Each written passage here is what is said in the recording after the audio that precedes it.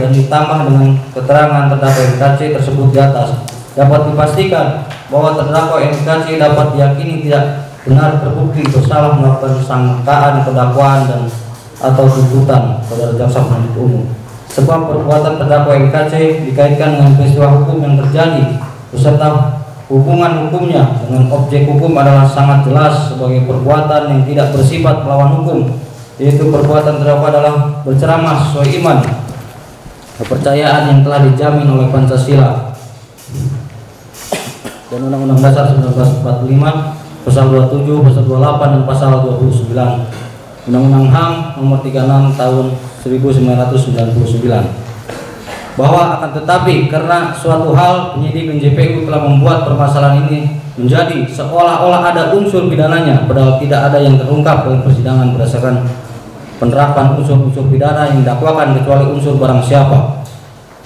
Selanjutnya terdakwa NKC seolah-olah pelaku kejahatan sebagai pelaku pasal 14 ayat 1 Undang-Undang RI nomor 1 tahun 46 tentang peraturan hukum pidana, junto pasal 4 ayat 1 KUH pidana sebagaimana dalam dakwaan pertama primer, padahal faktanya tak terbukti dalam persidangan yang terhormat ini, sehingga sangat diragukan kebenarannya. Perbuatan ini hanya diduga bisa terjadi karena adanya kepentingan oknum-oknum dan intervensi oleh atasan penyidik dan jaksa penuntut umum saja, sehingga prosesnya jauh menyimpang dari kitab hukum acara pidana atau Undang-Undang RI nomor 8 tahun 81. Bahwa kami penasihat hukum terdakwa akan kami menguraikan perbuatan-perbuatan berdasarkan unsur-unsur tentang apakah terbukti atau tidak terdakwa melakukan tindak pidana sebagai pelaku pasal 14 ayat 1 Undang-Undang RI nomor 1 tahun 46 tentang peraturan hukum pidana, junto pasal 64 ayat 1 KUH pidana sebagaimana dalam dakwaan pertama primer yang didakwakan atau dituntutkan kepada terdakwa NKC sesuai dakwaan pertama primer jaksa penuntut umum. Untuk itu sangat perlu analisis yuridis secara mendalam berdasarkan fakta-fakta persidangan, kemudian dikaji secara yuridis operasional melalui pembuktian unsur-unsur pidana yang didakwakan dan atau dituntutkan oleh jaksa penuntut umum berdasarkan hukum positif dan itikat baik penegak hukum. Kami lanjutkan yang mulia. Adapun unsur-unsur dugaan tindak pidana pasal 14 ayat 1 Undang-Undang nomor 1 tahun 1946 terdiri dari A. Barang siapa. Unsur barang siapa atau unsur setiap orang adalah merujuk kepada siapa saja yang dapat menjadi subjek hukum tindak pidana dan untuk dapat dimintai pertanggungjawaban hukum pidana. Bahwa subjek hukum adalah pendukung hak dan kewajiban. Subjek hukum bisa terdiri dari A. Subjek hukum orang pribadi atau naturally right, contoh manusia, dan B. Subjek hukum orang bukan pribadi atau personal right, misalnya badan hukum, atau yang dipersamakan dengan itu, contoh perseroan terbatas dan lain-lain. Dilihat dari sifat dan wujud hukum pidana sesuai pasal 10 KUH pidana atau yang dikenal dengan stelsel pemidanaan yang terdiri dari A. Pidana pokok terdiri dari 1. Pidana mati, 2. Pidana penjara, 3. Pidana kurungan, 4. Denda, 5. Pidana tutupan atau Undang-Undang nomor 20 tahun 1996. B. Pidana tambahan terdiri dari 1. Pencabutan hak-hak tertentu, 2. Perampasan kekayaan barang tertentu, 3. Pengumuman putusan hakim. Dapat disimpulkan bahwa kedua subjek hukum tersebut di atas dapat dimintai pertanggungjawaban pidana, khususnya untuk subjek hukum orang pribadi atau naturally right, baik pidana pokok maupun pidana tambahan dapat diterapkan pemidanaannya. Sedangkan untuk subjek hukum orang bukan pribadi, penerapan pidana pokok hanya sebatas denda saja, sedangkan pidana tambahan dapat diterapkan semuanya, kecuali jika diperluas pertanggungjawaban hukumnya kepada organ-organ pengurus, misalnya pengurus PT atau CP, maka kalangan direksi, komisaris dan RUPS atau rapat umum pemegang saham juga dapat dimintai pertanggungjawaban hukumnya. Bahwa yang dimaksud untuk barang siapa dalam pidana umum adalah sama maksudnya dengan unsur setiap orang dalam pidana khusus, yaitu bisa sebagai orang pribadi, bisa juga korporasi. Korporasi adalah kumpulan orang dan atau kekayaan yang terorganisasi, baik merupakan badan hukum maupun bukan badan hukum, sebagaimana dimaksud pada pasal 1 ayat 1 Undang-Undang Nomor 31 Tahun 1999 tentang pemberantasan tindak pidana korupsi. Bahwa sebenarnya tujuan pemidanaan adalah untuk pencegahan umum dan khusus. Pencegahan umum maksudnya penjatuhan pidana dilakukan oleh pengadilan agar orang lain tercegah untuk melakukan kejahatan atau untuk menakut-nakuti. Sedangkan pencegahan khusus maksudnya adalah pencegahan individu atau pencegahan khusus, yaitu terhadap seseorang yang akan melakukan suatu tindak pidana dicegah agar jangan sampai tindak pidana itu diwujudkan, karena akan membawa penderitaan bagi dirinya dan juga bagi orang lain. Pencegahan itu bisa dilakukan oleh siapa saja, utamanya oleh para penegak hukum. Dalam perkara ini ternyata penyidik dan jaksa penuntut umum tidak melakukan fungsinya untuk mencegah agar jangan sampai terjadi tindak pidana penyalahgunaan jabatan terhadap terdakwa, tetapi justru terbukti melakukan perbuatan melawan hukum dengan bertindak penyidik dan jaksa penuntut umum merekayasa perkara ini, yaitu mengganti dan atau menambahkan pasal 14 ayat 1 dan 2 Undang-Undang RI Nomor 1 Tahun 96 tentang peraturan pidana, kemudian mencari saksi-saksi ke daerah Desa Limus Gede, Cimerak, yang tidak ada relevansinya dengan perkara ini. Sementara di Desa Limus Gede, Kecamatan Cimerak, belum ada sinyal internet sesuai observasi penasihat hukum terdakwa Muhammad Kece pada tanggal 24 sampai 25 Desember 2021 yang lalu, sehingga tidak mungkin saksi-saksi ini bisa melihat atau menonton video YouTube terdakwa MKC di Desa Limus Gede atau di Kecamatan Cimerak. Bahwa tujuan pemidanaan adalah juga perlindungan masyarakat yang mempunyai dimensi bersifat luas, yaitu untuk melindungi masyarakat agar terlindungi dari bahaya pengulangan tindak pidana. Terdakwa Muhammad Kece telah berterus terang kepada penyidik, kepada jaksa penuntut umum, dan kepada majelis hakim serta kepada proses hukumnya, didukung oleh semua saksi e-charge dan saksi adi-charge, bahwa tidak ada satu saksi yang melihat dan atau mengetahui secara pasti terdakwa MKC telah melakukan perbuatan yang disangkakan kepadanya, kecuali hanya berdasarkan pengakuan terdakwa MKC yang telah jujur dan berterus terang bahwa dialah yang membuat ketujuh video-video yang didakwakan oleh jaksa penuntut umum. Bahwa pemidanaan itu lebih tepat diarahkan oleh penyidik Siber Polri karena belum sadar atas perbuatannya yang terbukti melakukan rekayasa dan kriminalisasi perkara ini dan atau menyebar berita bohong atau hoax tentang sedang terdakwa isolasi mandiri karena terkena COVID-19 tanpa disertai PCR atau tanpa bukti PCR dan atau tanpa bukti rapid test antigen. Sebab yang benar adalah terdakwa MKC tidak pernah terdampak atau terkena COVID-19 dari Agustus sampai dengan hari ini. Bahwa yang terbukti adalah telah disiksa dan dipaksa makan feses atau makan tai oleh aparatur Polri mulai dari pangkat rendah sampai pangkat jenderal. Tujuan pemidanaan adalah memelihara solidaritas masyarakat, yaitu untuk mencegah balas dendam perseorangan atau balas dendam tidak resmi atau private revenge of non-official retaliation.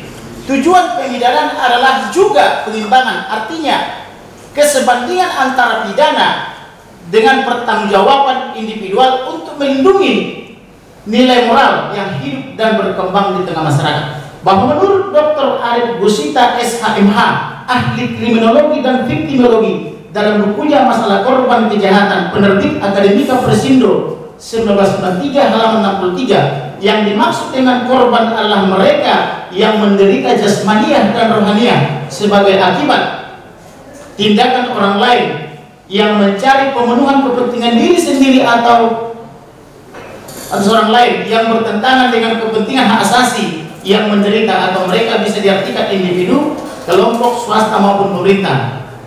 Hal ini selaras dengan apa yang dialami oleh terdakwa MKC, sebab seharusnya yang dimintai pertanggungjawaban pidana adalah para pelaku kejahatan, yaitu pelaku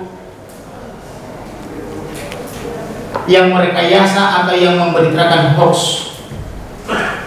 Kemudian pengertian barang siapa dari pasal 14 ayat 1 Undang-Undang Nomor 1 Tahun 46 adalah sama dengan pengertian barang siapa dalam pasal-pasal KUH pidana, di mana dalam sistem KUH pidana hanya manusia, yaitu naturally person, yang dapat melakukan suatu tindak pidana, sementara badan hukum atau res person dan atau lebih luas lagi suatu korporasi tidak dapat melakukan tindakan pidana kecuali pengurusnya yang dapat dimintai pertanggungjawaban semisal direksi, komisaris, dan atau RUS. Dengan demikian, pengertian barang siapa dalam pasal 14 ayat 1 Undang-Undang Nomor 1 Tahun 96 sama halnya dengan sistem KUH pidana, hanya terbatas pada manusia atau orang perseorangan saja dan tidak mencakup korporasi seperti yang sudah diterima oleh beberapa undang-undang di luar KUH pidana, misalnya Undang-Undang tentang Pemberantasan Tindak Korupsi. Kata barang siapa merujuk pada bahwa siapa saja sepanjang merupakan orang perseorangan dapat menjadi pelaku atau subjek tindak pidana berdasarkan pasal 14 ayat 1 Undang-Undang Nomor 1 Tahun 46 tentang perbuatan pidana. Suatu pengecualian ditentukan juga dalam suatu undang-undang di luar KUH pidana, yaitu undang-undang bahwa selain daripada hal di atas, syarat yang paling penting untuk subjek hukum adalah kemampuannya atau daya berpikirnya dan atau kecakapannya melakukan perbuatan hukum, dalam hal ini dewasa, sehat jasmani dan rohani, sehingga dapat dimintai pertanggungjawaban pidana.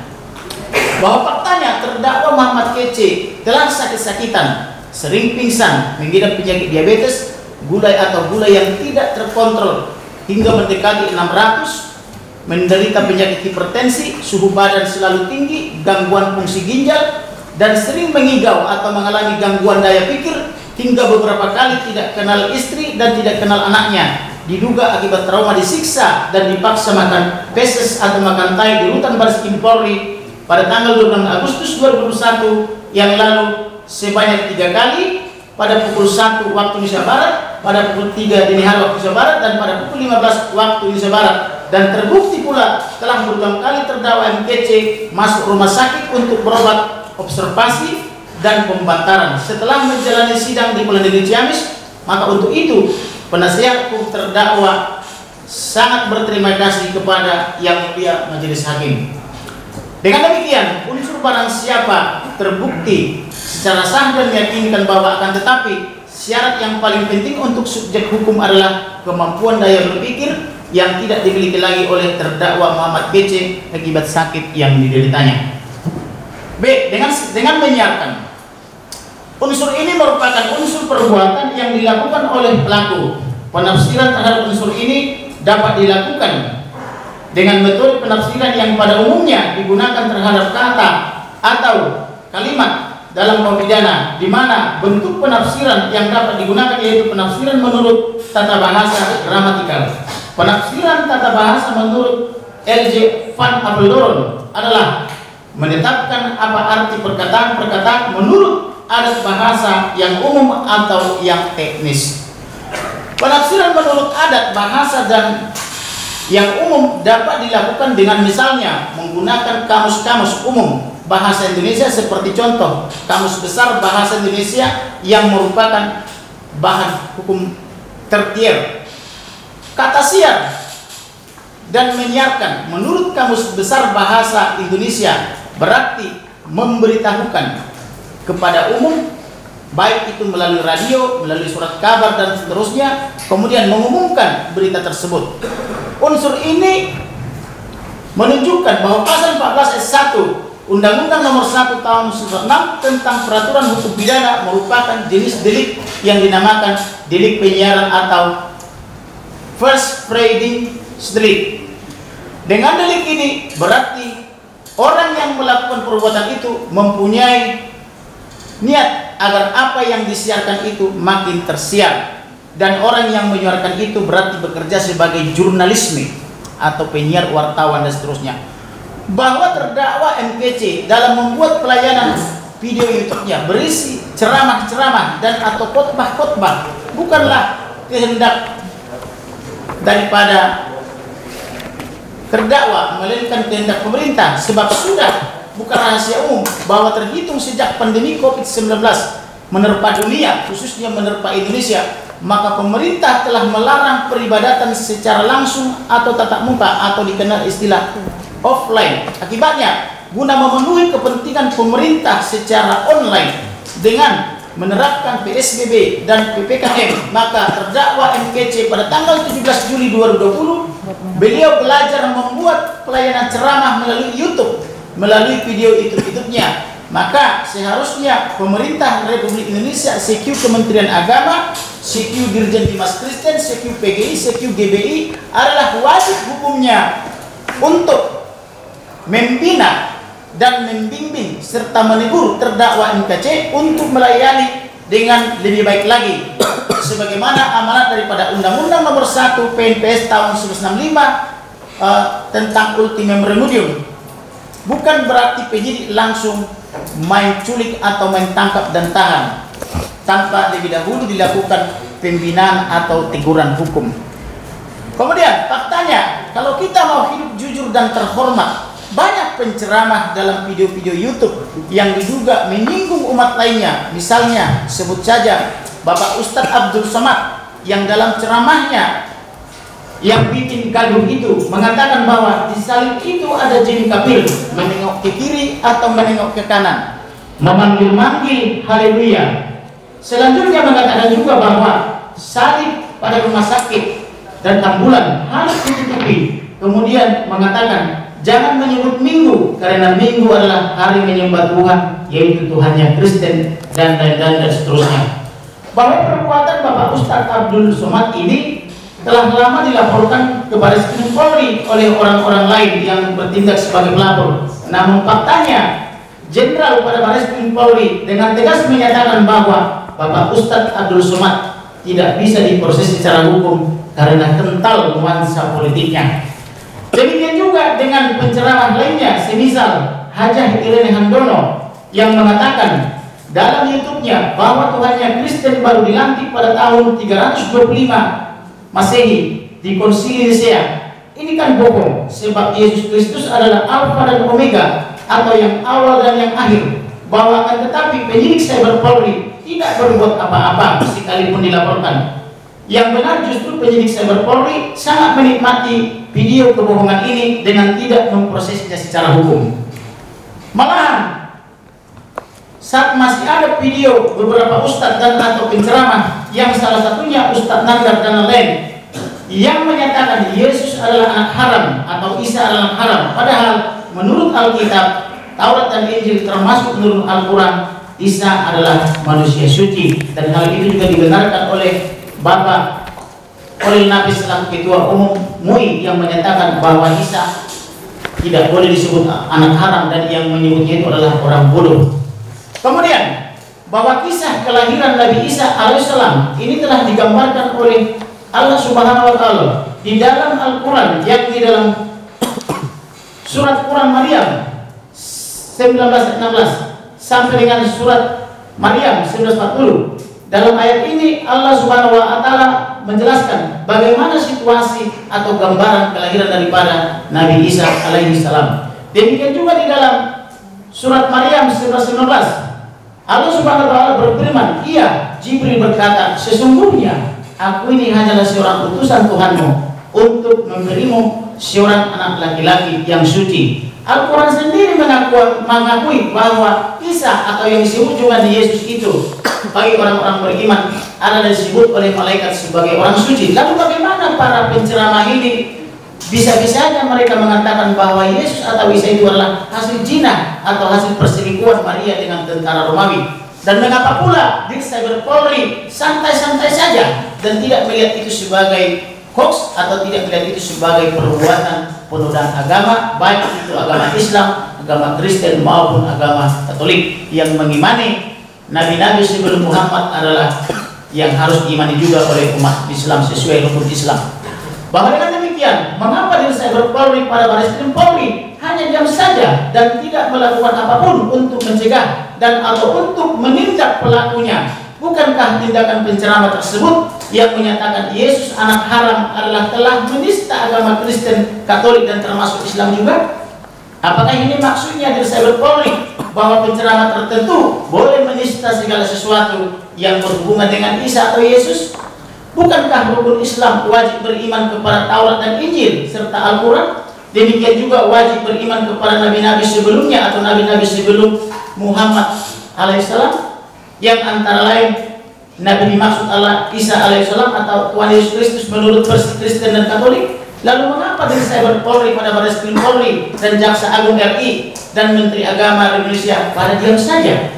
Lalu mengapa ketika terdakwa MKC menjawab tuduhan atau fitnah yang tidak benar itu, lalu hukumnya oleh diri saya berpolri pada Bareskrim Polri langsung secepat kilat bereaksi, bahkan hingga berlaku sadis dan kejam dengan cara menyiksa dan mengeroyok serta memaksa terdakwa MPC makan tai atau makan feses pada tanggal 12 Agustus 2021 di rutan Bareskrim Polri, yang pelakunya mulai dari pangkat bintara hingga berpangkat Irjen Pol. Bukankah harusnya orang paling aman dan paling nyaman ada di Bareskrim Polri? Lalu kenapa di sana terjadi penyiksaan? Padahal Indonesia telah meratifikasi Konvensi Internasional tentang Anti Penyiksaan dan juga Konvensi Internasional tentang Hak Asasi Manusia. Bukankah hak jawab dan atau hak koreksi telah dijamin oleh Undang-Undang Nomor 40 Tahun 1999 tentang pers, bila jaksa penuntut umum mengkualifikasi ini sebagai berita atau pemberitaan? Lalu kalau ini berita dan pemberitaan, tentu adalah hak daripada yang diberitakan atau yang merasa dirugikan berhak untuk mengkoreksi atau untuk menjawab. Bahwa sesuai Undang-Undang Nomor 40 Tahun 1999 tentang pers, hak jawab diberikan kepada pihak yang merasa dirugikan oleh suatu pemberitaan, sedangkan hak koreksi diberikan kepada setiap orang. Hak jawab berisi tanggapan atau sanggahan terhadap berita yang menyangkut langsung dari pihak yang dirugikan, sedangkan hak koreksi berisi koreksi dan siapa saja yang menyangkut informasi apapun yang dinilai salah, terutama kekeliruan fakta dan atau data teknis. Bukankah menurut hukum ketentuan konstitusi, yaitu pasal 27 ayat 1 Undang-Undang Dasar 1945 atau Undang-Undang 45 menyatakan bahwa semua warga negara bersama kedudukannya di dalam hukum dan pemerintahan dan wajib menjunjung hukum dan pemerintahan itu dengan tidak ada kecualinya. Lalu mengapa penerapan hukum berbeda kepada MKC dengan kepada yang lainnya? Mengapa ada yang diproses secara hukum, namun banyak atau ribuan orang yang bebas melakukan hoax atau tindak pidana atau dugaan tindak pidana penodaan agama yang dibiarkan dan atau tidak diproses secara hukum? Bahwa ada satu penista Bible Kristen dan Roh Kudus yang dituntut sangat ringan, yaitu Bapak Ustadz Yahya Waloni, yang mengatakan bahwa Bible Kristen itu adalah palsu, dongeng dan tahayul, berisi Matius, Markus, Petrus, Cap Titus dan lain. Biar jenderal 100 bintang, kalau kafir atau Kristen pasti masuk neraka. Roh Kudus disebut sebagai Roh Kudus, mengaku S1, S2, S3 dari Israel, padahal Indonesia belum ada hubungan diplomatik dengan Israel sampai dengan titik ini, dan kita doakan supaya cepat terwujud. Mengaku pendeta GKI tanpa bukti dan tidak dikenal oleh GKI, dengan mengaku mentahbiskan pendeta tanpa bukti, mengaku rektor UPI Papua tanpa bukti dan tidak ada yang mengenalnya. Kemudian oleh jaksa penuntut umum dari Kejaksaan Agung yang sama tidak menerapkan pasal 14 ayat 1 dan ayat 2 Undang-Undang Indonesia Nomor 1 Tahun 96 tentang peraturan hukum pidana. Selanjutnya, Bapak Ustadz Yahya Waloni dengan perbuatan di atas di dalam video YouTube-nya hanya dituntut 7 bulan oleh jaksa penuntut umum dari Kejaksaan Agung Republik Indonesia, yaitu jaksa penuntut umum yang sama yang ada di dalam ruangan ini, dan divonis oleh Majelis Hakim pada Pengadilan Selatan hanya 5 bulan saja. Apakah ini yang dimaksud dengan negara berdasarkan Pancasila, negara berdasarkan UUD 45, dan negara hukum yang berkeadilan? Mari kita renungkan siang dan malam. Ustadz Yahya Waloni adalah kami juga dari Pelemah Victoria Jakarta, jadi penasihat hukum daripada pelapor dalam hal ini pendeta Andreas. Kemudian, tetapi perlakuan yang sama tidak kami lihat diterapkan kepada dua tersangka atau terdakwa ini. Dengan demikian, karena terdakwa MPC bukan sebagai penyidik atau jurnalis, maksud saya ulangi, dengan demikian karena terdakwa MKC bukan sebagai penyiar, bukan pula sebagai jurnalis, bukan pula sebagai wartawan, bukan pula sebagai reporter, melainkan hanya seorang evangelis atau penceramah agama yang menggunakan hak jawab dan hak koreksi atas ketidakadilan oleh negara Republik Indonesia sipil pemerintah RI. Selanjutnya, andai kata Bapak Ustaz Abdul Somad tidak memfitnah disalib ada jin kafir dan mengatakan bahwa kafir atau Kristen atau Katolik pasti masuk neraka, maka tabir tentang jin berdasarkan surat 72 Al-Jin 19 dan surat 19 Maryam 71 tidak akan pernah menjadi objek ceramah daripada terdakwa MPC, yang kebetulan terdakwa MPC adalah orang yang sebelumnya beragama Islam dan sampai sekarang masih agama Islam dari KTP di dalam KTP-nya, yang tentunya dia paham betul bahasa Arab. Dengan demikian, unsur dengan menyiarkan atau unsur belum terbukti secara sah dan meyakinkan, atau saya ulangi, dengan demikian unsur dengan menyiarkan tidak terbukti secara sah dan meyakinkan. C. Unsur berita atau pemberitaan bohong. Unsur ini merupakan unsur objek dari tindak pidana di mana objeknya yaitu berita atau pemberitaan bohong. Menurut Kamus Besar Indonesia, menurut Kamus Besar Bahasa Indonesia, berita atau berita berarti cerita atau keterangan mengenai kejadian atau peristiwa yang hangat, atau bisa juga kabar, bisa juga laporan, bisa juga pemberitahuan atau pengumuman. Jadi berita dapat mempunyai arti yang sama dengan pemberitahuan, di mana berita atau pemberitahuan tersebut secara umum berarti setiap cerita atau setiap keterangan mengenai kejadian atau peristiwa yang hangat, setiap kabar, setiap laporan, dan setiap pengumuman. Adapun Al-Quran adalah firman Allah yang diturunkan kepada Muhammad yang dapat menjadi sarana ibadah dengan membacanya. Umat Islam atau umat Muslim percaya Al-Quran adalah firman yang langsung oleh Allah kepada Nabi Muhammad alaihissalam melalui malaikat Jibril, berangsur-angsur selama 20 tahun diturunkan, 2 bulan dan 22 hari, atau rata-rata selama 23 tahun atau rata-rata 20 tahun. Dimulai sejak tanggal 17 Ramadan saat Nabi Muhammad berumur 40 tahun hingga wafat pada tahun 632 Masehi. Al-Quran terdiri dari 14 surah, 114 surah. Dimulai daripada pertama surat Al-Fatihah, surat Al-Baqarah, surat Ali Imran, An-Nisa, Al-Maidah, Al-An'am, dan seterusnya hingga surat An-Nas atau umat manusia. Hadis adalah disebut juga sunnah, adalah perkataan atau sabda, perbuatan, ketetapan, dan persetujuan dari Nabi Muhammad yang dijadikan landasan syariat Islam. Hadis dijadikan sumber hukum Islam selain Al-Quran. Dalam hal ini, kedudukan hadis merupakan sumber hukum kedua setelah Al-Quran sumber hukum yang pertama. Adapun Alkitab atau Bible atau Alkitab berasal dari bahasa Latin dan Yunani yang berarti kitab.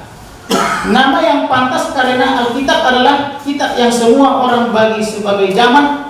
Alkitab terdiri dari 66 kitab, berbeda dengan cara pembentukannya.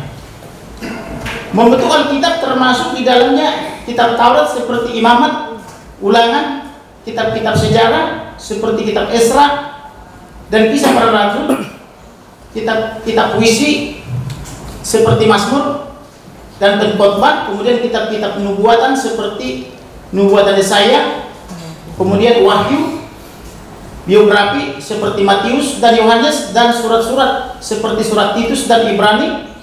Alkitab atau kitab suci merupakan sekumpulan teks atau berisi teks-teks, tulisan-tulisan atau kitab-kitab keagamaan yang ditulis pada waktu-waktu yang berlainan dan oleh para penulis yang berbeda di lokasi-lokasi yang berbeda. Umat Yahudi dan Kristen atau Nasrani memandang kitab-kitab dalam Alkitab sebagai hasil daripada pengilhaman ilahi dan sebagai catatan otoritatif mengenai hubungan antara Allah dengan manusia. Teks-teks tersebut mencakup catatan-catatan sejarah yang terfokus pada teologi, himne, doa, amsal, perumpamaan, surat atau epistola, nasihat, esai, puisi, dan nubuat. Dengan demikian Al-Quran dan hadis serta kitab kuning atau fikih dan atau Alkitab adalah berbeda dengan unsur-unsur pasal yang tidak oleh umum atau yang dikualifikasi oleh jaksa umum pada pasal 14 ayat 1 dan 2 Undang-Undang Nomor 1 Tahun 1946 tentang peraturan hukum pidana. Karena berita atau pemberitaan berbeda dengan kitab suci, karena kitab suci itu bukan termasuk berita-berita yang bersumber daripada jurnalisme atau wartawan, tetapi kitab suci diyakini baik oleh Muslim, diyakini baik oleh Yahudi atau Judaisme, diyakini oleh Kristen dan Katolik adalah berasal daripada Allah itu sendiri. Berdasarkan keterangan dalam Kamus Besar Bahasa Indonesia, dapat dikatakan bahwa menyiarkan berita atau pemberitaan bohong berarti memberitahukan kepada umum atau melalui bisa radio, televisi, surat kabar dan sebagainya, atau mengumumkan berita tersebut berdasarkan cerita atau fakta atau keterangan mengenai kejadian atau peristiwa yang hangat pada saat itu. Setiap kabar atau setiap laporan dan setiap pengumuman yang isinya tidak sesuai dengan hal atau kejadian yang sebenarnya atau palsu, penafsiran menurut tata bahasa dari unsur ini boleh dikatakan dapat mencakup perbuatan menyiarkan atau hoax, yaitu menyiarkan berita palsu yang mengandung informasi yang sengaja menyesatkan orang lain dan atau memiliki agenda politik tertentu. Bahwa terdakwa bukanlah sebagai pembawa berita atau reporter atau wartawan atau jurnalis ketika sedang membuat atau mengupload 7 video miliknya atau milik terdakwa atau tersangka MPC, bahwa yang benar adalah terdakwa MPC adalah selaku evangelis atau penceramah yang sebelumnya dia adalah orang yang beriman kepada Islam atau beragama Islam, sehingga tidak benar terdakwa MPC sebagai sedang membawakan berita atau sedang menyiarkan berita, apalagi sampai dikatakan berita menyiarkan berita bohong oleh penyidik dan atau jaksa umum. Yang benar adalah terdakwa MPC sedang mengutip seayat atau beberapa ayat baik dari Al-Quran maupun dari hadis, kemudian dari kitab kuning, kemudian dari Bible, tetapi tidak sedang menyiarkan berita bohong. Bahwa terdakwa membuat komentar-komentar setelah membaca kitab suci, kemudian membaca penafsirannya, lalu dia memberikan komentar-komentar, tidak berarti segala yang diucapkan terdakwa adalah berita bohong. Adalah hal yang umum dan lazim bahwa para penceramah dan pengkhotbah setelah mengutip firman Tuhan atau firman Allah, mereka juga mengomentari ceramah-ceramah itu, bahkan tidak sedikit yang sedang membuat canda bagaimana supaya umat atau jemaat itu hidup senang dan berbahagia. Bahwa materi yang termuat dan atau disampaikan oleh terdakwa MPC dalam 7 video terdakwa bukanlah merupakan berita, melainkan yang benar adalah ayat-ayat suci, baik itu surat atau ayat yang bersumber dari kitab suci Al-Quran maupun dari surat-surat yang bersumber dari Alkitab, yaitu Taurat dan Injil, dan atau dari Perjanjian Lama dan atau Perjanjian Baru. Jadi adalah tidak benar bila jaksa penuntut umum mempersamakan ayat-ayat kitab suci, baik itu dari Al-Quran, hadis dan Bible, dengan pemberitaan bohong. Bahwa yang benar adalah ada ayat-ayat kitab suci dari Al-Quran dan Taurat yang dikutip oleh terdakwa MPC, lalu ada juga membaca penafsirannya, ada juga membaca dalam bahasa Arab, tapi ada juga mengomentarinya sesuai pemahaman daripada terdakwa MPC. Bahwa pemahaman, apakah itu pemahaman yang benar atau pemahaman yang tidak benar, tidak bisa dipidana, karena setiap orang berbeda-beda pemahamannya. Dan di dalam Islam itu sendiri, menurut Ketua MUI Bapak Khalil Nafis, bahwa di dalam Islam sendiri juga ada perbedaan. Kemudian di dalam Kristen juga ada perbedaan-perbedaan. Di dalam Katolik dan agama lain juga ada perbedaan-perbedaan. Perbedaan-perbedaan tidak harus diladeni dengan pemidanaan. Dengan demikian, unsur dengan tindak pidana tentang berita atau pemberitaan bohong adalah tidak terbukti secara sah dan meyakinkan menurut hukum. Kemudian D, unsur dengan sengaja. Unsur dengan sengaja merupakan unsur kesalahan atau pertanggungjawaban pidana. Pengertian dengan sengaja atau dolus menurut memori conflicting atau risalah penjelasan kaum pidana adalah sama dengan willen and weten atau dikehendaki dan diketahui. Dengan demikian seseorang dikatakan melakukan perbuatan dengan sengaja. Melakukan perbuatan yang sengaja atau disebut dengan willen and weten jika perbuatan itu dilakukan dengan dikehendaki atau diketahui, atau setidak-tidaknya bahwa memang itulah merupakan tujuan daripada si pelaku, dalam hal ini oleh terdakwa MKC. Pengertian dengan sengaja ini sekarang mencakup 3 bentuk kesengajaan, yaitu yang pertama, sengaja sebagai maksud atau offset of murder. 2, sengaja dengan kesadaran tentang keharusan atau objek bis beswiden, atau sengaja dengan kesadaran tentang kepastian atau offset bis beswiden. Dan 3, sengaja dengan kesadaran tentang kemudian atau offset bis beswiden atau dolus eventualis. Bahwa menurut Profesor Mulyatno SH, asas-asas hukum pidana teori kesengajaan, yaitu tentang teori kehendak. Kesengajaan adalah kehendak yang diarahkan pada terwujudnya perbuatan seperti dirumuskan dalam the of perbuatan